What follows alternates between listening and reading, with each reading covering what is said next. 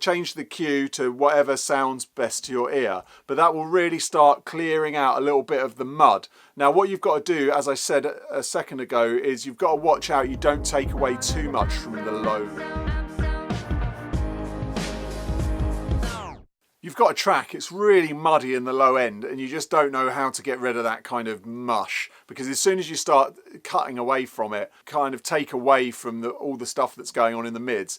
And the mids are the most vital part of a track when you're mastering. If you can get the low mids correct, you don't need to worry too much about the top end. The bass is starting in the bass and then moving up to the low mids. If you can get all that area really nice and clear, then a lot of that energy in the track and a lot of the clarity of the top end will then just come out naturally, rather than you then having to spread a load of try and open up the top and make it sound really bright and glossy. So my thoughts on how to get that kind of tighter in that area is, if you've got frequencies that are around between 160 and 200, now what you want to do is just do a very slight cut there, about a dB, change the cue to whatever sounds best to your ear. But that will really start clearing out a little bit of the mud. Now what you've got to do, as I said a second ago, is you've got to watch out you don't take away too much from the low, like the bottom of the snare and the bottom of the vocal, because that's where a lot of the gruff and power and classiness comes from in a track.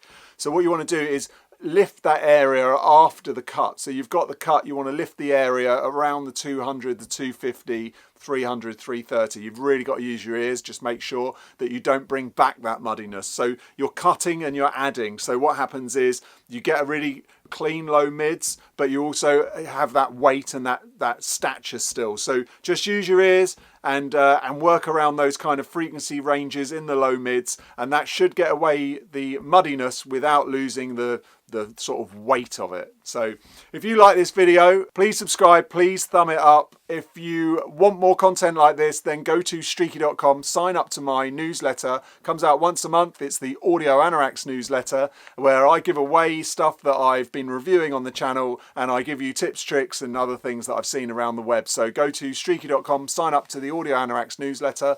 If you've got a top tip like this, please put it in the comments, because I'd love to hear if anyone else has got any other ways that they're getting more clarity in the low mids and getting rid of that kind of muddy sound. If there's compressors you're using or certain things that you do, any tips, would be more than grateful to hear those. So put those in the comments. Until next time, thanks for watching. Goodbye.